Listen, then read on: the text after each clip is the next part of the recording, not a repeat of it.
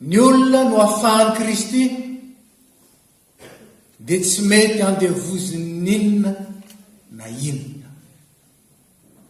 Olona afaka isika ny fanahy masin'Andriamanitra ne ampitoetra antsika ao anatin'izany fahafahana izany. Petraka isika.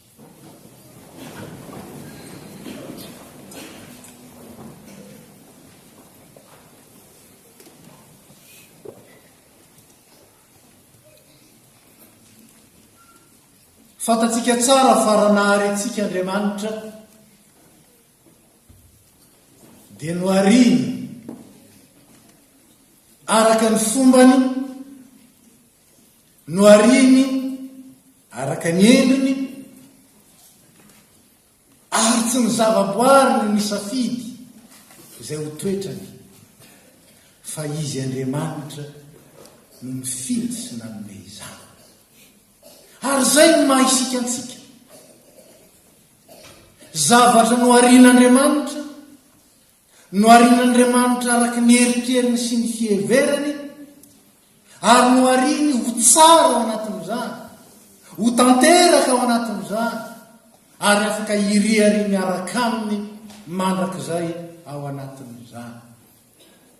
Fantatsika nefa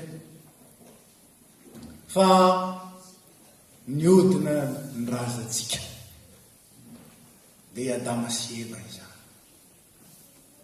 Rehefa nidrokodrokiny Satana izy na mafazany lainga dia niala tamin'ny zany lalan'Andriamanitra zany, nandao ny antom-pisiny, nandao ny toetra izay nametrahan'Andriamanitra azy, hanika dia maty. Nandova fahafatesana, nandova fahasimbana, nandova fahalovana zany.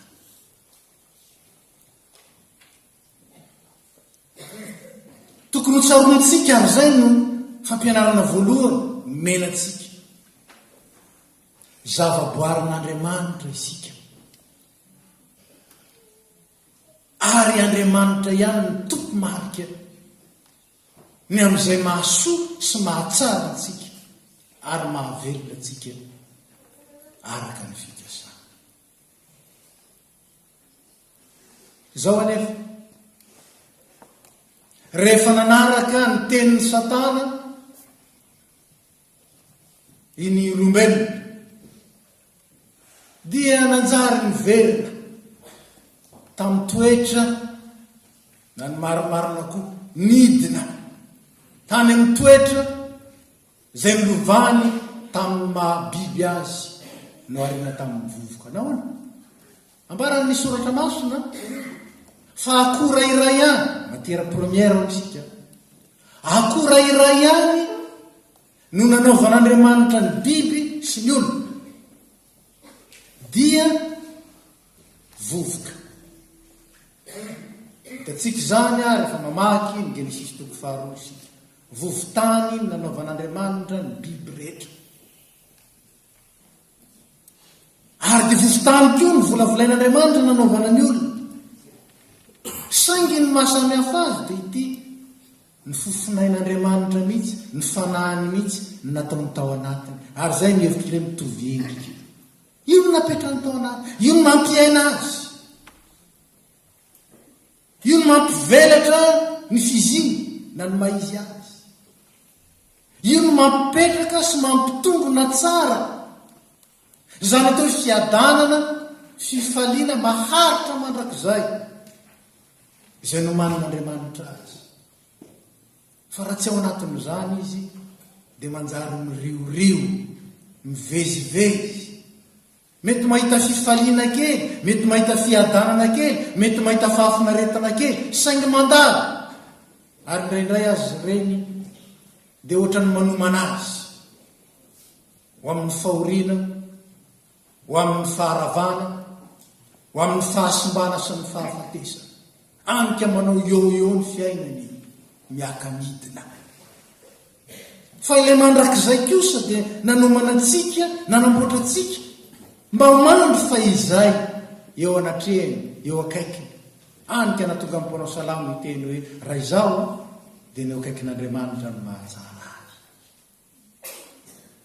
azy io no mahatsara atsika ny eo akaikin'andriamanitra fa rehefa lavitra an'andriamanitra isika tsy manana le fanahintsony fanan'andriamanitra ao anaty rehefa tsy manana le toetra an'andriamanitra sy le endrik'andriamanitra itsony isika dia lasa biby miverina ho tahaky ny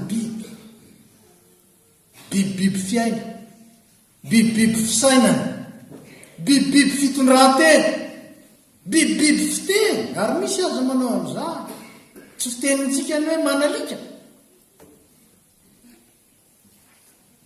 fiteny zany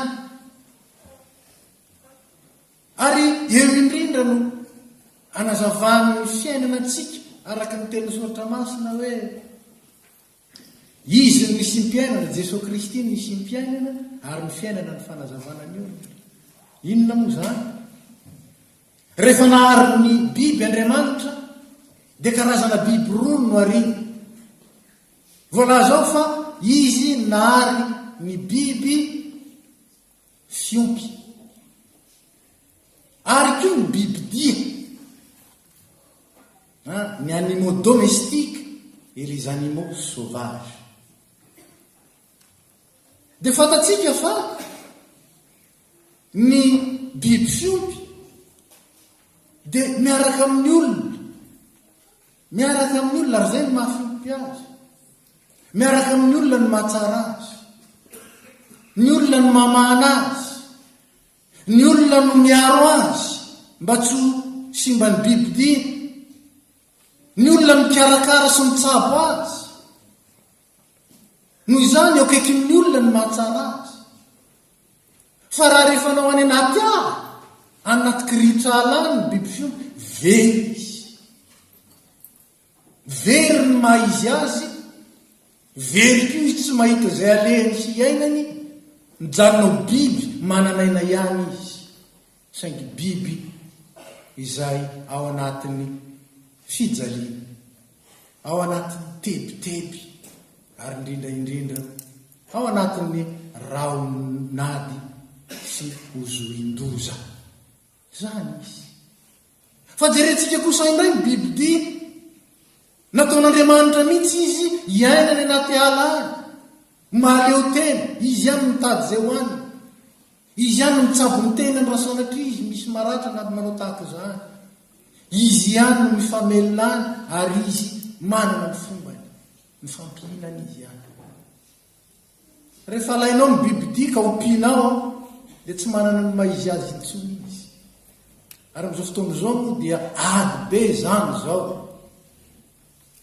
ady be mba tsy hiompian'ny olona ny biby dia fa manjary simba ny maizy azy mijaly izy manaona ny voromanidina ny mena elatra anidina idinao anatin'ny mikazo kely iny dia finaritra ery ny olona mafinaritra azy eny iny saingy tsy zany no namorona an'Andriamanitra azy dia tahaka zany ny olombelona dia noarin'Andriamanitra mba hiara-dalana aminy ho eo akaikiny ary zany nanomezan'Andriamanitra azy ny fitsipimpiainana dia ny tenin'Andriamanitra zany zay manampy azy mampahery azy miaro azy manazava azy mba hahatonga azy tsy ho very any anaty ala ka ho zohin-doza ary indrindraindrindra tsy mahazo ny anina sahaza tsy nampianarina iaza tsy sangy indraindray dia misy ihany ny biby fiompy toy ny amboakely tahaka ny zanak'ondry tahaka ny biby hafa rehetra tahaka ny akoho zay miopefy ary lasa mandeha rehefa lasa any izy dia tandondondondoza ao ny laniny biby dia ao ny tsy mahitanyko hanina intsony ao ny tsy misy mitsabo raha sanatry ny zany maratra any ary tahaka zany velona ny any izy sangy mivelona ao anaty tebiteby mandrendriranantsy ary tsy tena miaina tsara fa zara fa miaina lasa ady ny fiainana miady vo afaka miaina antsona amin'ny atao hoe en survie ka ahoana ny fahafahana ny fahafahan'ny ambodi sy ny bibidi dia ny any anazy izy no afaka miriri am'izay tiany ale izy manao zay daniny kibony izy fa ny fahafahan'ny biby fiompy dia akaikin'ny olona ao izy ny voakarakara tsara ao izy no mivelatra ao izy ny voary ao izy ny mahazo zay anjara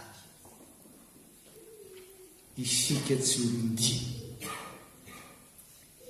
fa olonan'Andriamanitra olona novidin'ny tompo tamin'ny raha olona zay nefa nitendre nantsony hanana fiainana ary hanana be debe miala eo akaikin'Andriamanitra isika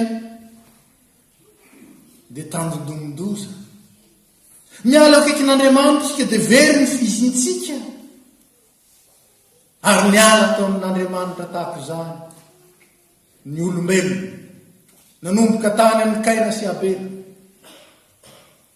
ary eny fa nanivahoaka an'Andriamanitra azy dia nivahoaka an'Israely niala tao amin'Andriamanitra ny opefy nandeha nanompo Andriamanik'afa nanompo any Bala eny fa nadia ny vahoaka ny fidin'Andriamanitra ho azy dia nanjary nanadino ka lasa ny fomba n'izao tontolo izao no narana ary nanompo ny nofo tsy zany ny destinationtsika tsy zany ny destiné antsika fa noarin'Andriamanitra ho amin'ny fiainana be debe isika ary zany fiainana zany dia ho amin'ny Andriamanitra ihany rehefa nivily izao tontolo izao nivily ny zanak'olombelona nivily ny Israelita nivily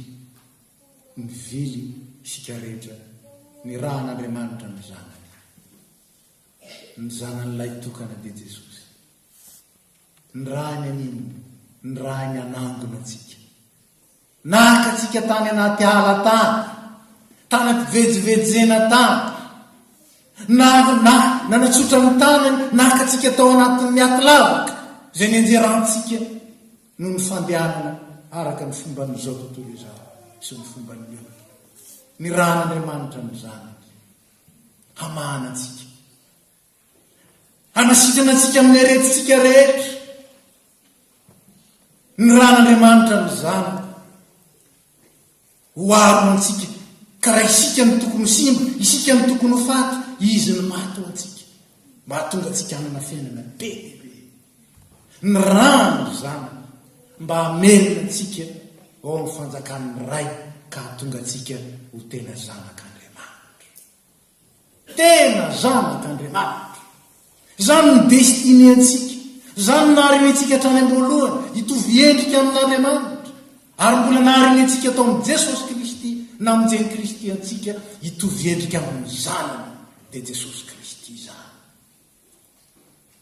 irainareo tanora ny iran'i Joseph Taf identité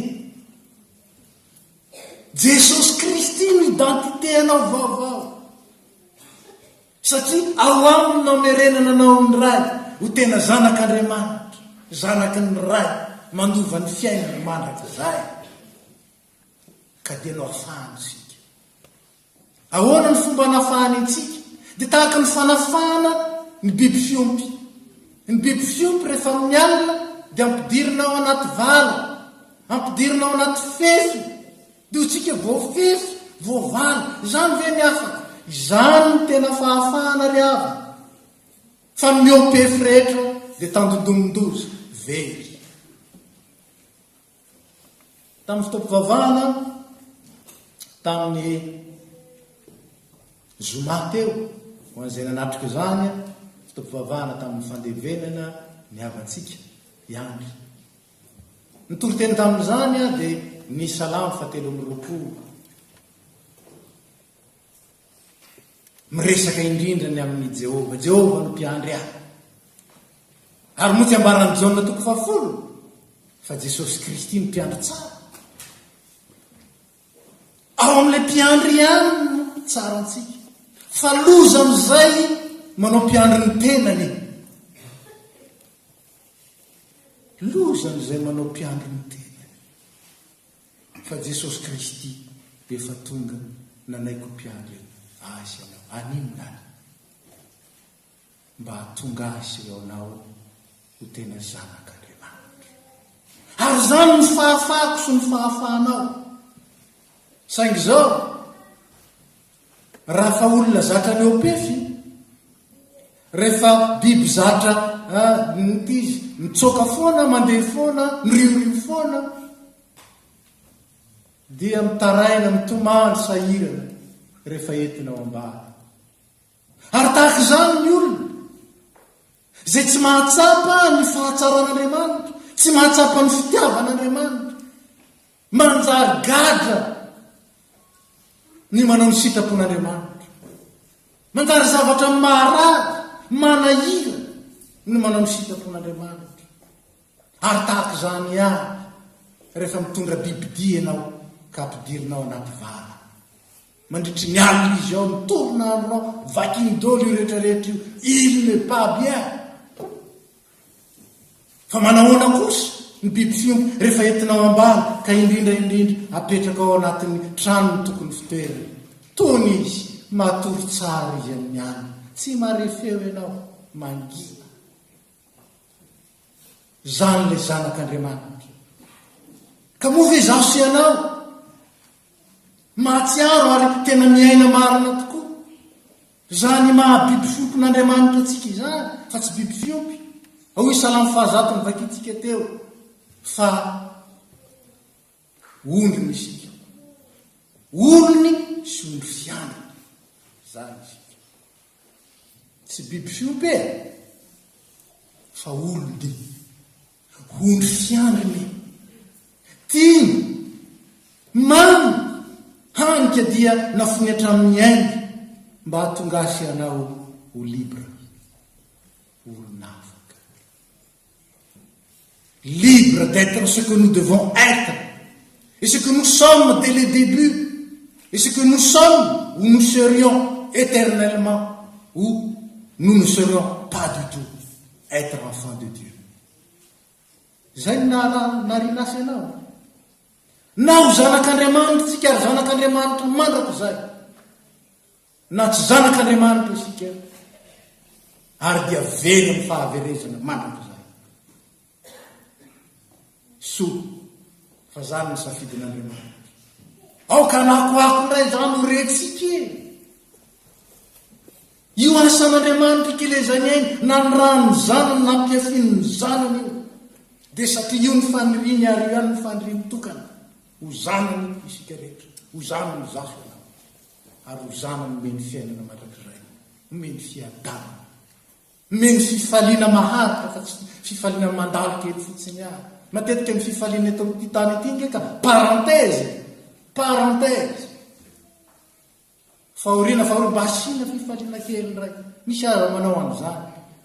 Ndelano mba iliba kely amin'ity weekend ity fa enjany zay inona mo ty zay semaine zay ndeha mba falifaly kely fa olana be foana ny fiainana. Parenthèse le fifaliana, parenthèse le fety, fa tsy fifaliana zay petrak'Andriamanitra ary iainana isanandro. Ny fiadanako nomeko anareo ny tompo, tsy hain'izao tontolo izao mena izany, ny fiadanako ho aminareo. Tianana amin'izany misy ry havana tsy bien omenako amin'ny sary zany, fa ny mahay anao omen'Andriamanitra anao mihitsy zany, antoko ny fahafaha izany tsy te hiady ary te hiadany anao dia tadidio ny fahafahanao amin'Andriamanitra ihany no miantoka izany.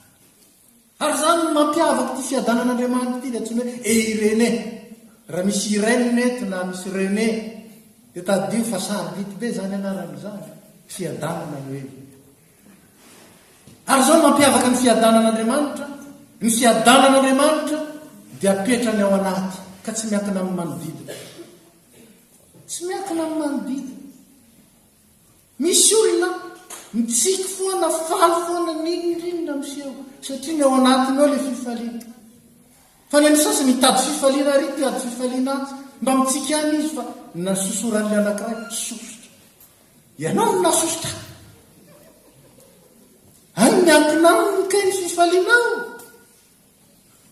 Any miankina amin'ny manodidina sy izao rehetra izao ny fifalianao. Tonga Jesosy. Ho ao aminareo ny fifaliako tanteraka ny fifalianareo ny tompo. Inona no hevitra zany? Ny fifaliana tanteraka tsy mety miala dia ny fifaliana apetraky ny tompo. Afaka manompa zay manompa, afaka miteny ratsy zay miteny ratsy, afaka mamingavinga zay mamingavinga. Fa Jesosy Kristy nanana ny fiadanany ray. Raha ny vingavingaina tsy mamingavinga, raha nitevatevaina tsy mba nanevateva. Ary na dia nitsondronina azy izy dia hoy izy tamin'ilay nanirona azy, raha eo mamelany elo fa tsy fantan'izy atao. Zany ny zanak'Andriamanitra afaka. Andrantsika teo amin'ny D9 dia nizara zany fahafahany zany. Ary inona le fahafahany zanak'Andriamanitra ny anaratsika? Inona le izy? Lesona voalohany. Fanaontsika ho any miarahaba. Manahoana?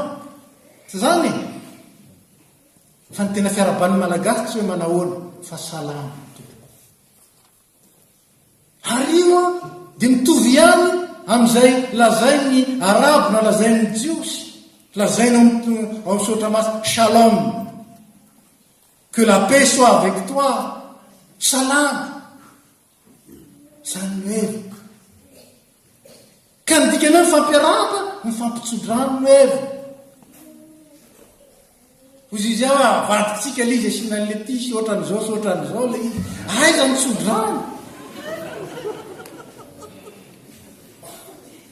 Mifampitsofa rano. Fa zanak'Andriamanitra. Ary zany ny fahafahatsika mizara fiainana. Manana fiainana ianao, zarao. Tsisy fahafatesana ny ianao, aza mizara fahafatesana. Ny anaratsika tao amin'ny D9 zany. Nizaniza manao amin'ny rahalahy ny foky ala. Tsinotsinona nul, bête, des pamounoules. Ne ce n'est pas la mort. Bénissez. Parce que vous êtes des enfants de Dieu. Délivrez le Christ en vous. Délivrez des messages d'amour, de réconciliation et de fraternité. Ny fahafahana amin'ny Jesosy ihany no manafaka ny maro. Ary zay tsy manana an'izany dia mbola andevy nahoana? Ianao nge masitraka ao ve ampitomany ny vadinao iny efa dia ampitomaninao ihany izy. Zany ny olona andevy. Andevozin-javatra terena. Dia mba sitraka ao no hiady amin'ny ranony io, hiady amin'ny itsy, tsy sitraka ao ne zany, nefa ataonao ihany. Fa maninona? Satria manandevo antsika ny fankahalahy. Manandevo antsika ny avonavo. Manandevo antsika ny fiveran-tena ho zavatra sy fanambanina ny hafa. Zany.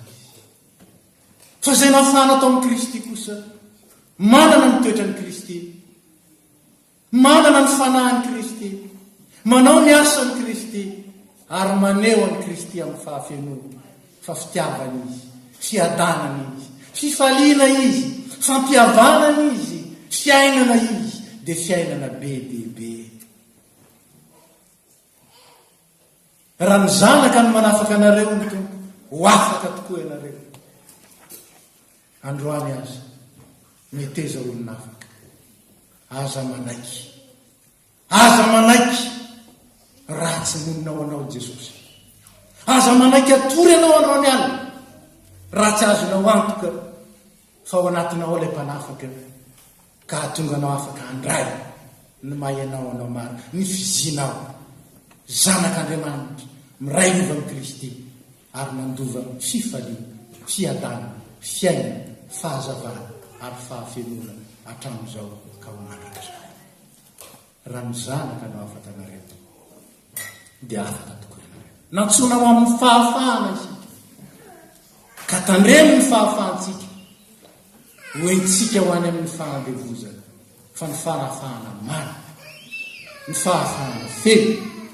Ny fahafahana feno izay mampisokatra ny varavaran'ny lany, ny danadana ho asy ianao. Dia Jesosy Kristy, miasa somoni, Jesosy Kristy velomany, Jesosy Kristy iainana ny teny, ka tsy iainana antery io fa iainana amin'ny fifaliana, satria tia izy, satria tianao izy, dia lazao aminy, tiako ianao Jesosy, tiako ianao satria tia, fa zany natao fahatanterany soratra masina, aimer et être aimé. Matsapan'izany nga mampivady, mafy nke zany mba tia any ianao fa le anankiray tsy mihitsy mafy am'izany. Fa zao Andriamanitsika zao zany no teneny amintsika, tia isika ary tia ny fery, tiavo izy dia ho hitanao fa tsy corvé ny miaina ny teniny, ho hitanao fa tsy corvé ny manao ny sitrapony, dia ho hitanao fa tsy corvé ny mandeha amin'ny fanahy sy ny fahamarinana. Raha misy olona afaka dia ao amin'ny Kristy izy, zaho sy ianao izany. Amen. Raisy ny fitahia ho aminareo rehetra ny fahasoavan'i Jesosy Kristy, ny fitiavan'Andriamanitra ray ary firaisana amin'ny fanahy masina, anazavanao, ampiorina anao amin'ny fahamarinan'Andriamanitra, hambabo anao amin'ilay tena fahamarinana Jesosy Kristy, lalana sy fahamarinana ny fiaina, anafaka anao ary indrindra indrindra ahatonga anao tena zanak'Andriamanitra feno, ka ho fifalianao, ho fifalianao sy fiadananao ny manana ny Jesosy Kristy, ny manao ny asan'ny Jesosy Kristy, ny manambara ny Jesosy Kristy, ary ny manao ny sitrapon'ny Jesosy Kristy. Matoky le miantso anao zany, ary izy ihany no anefa ho azay matoky azy. Amen. Petraka isika.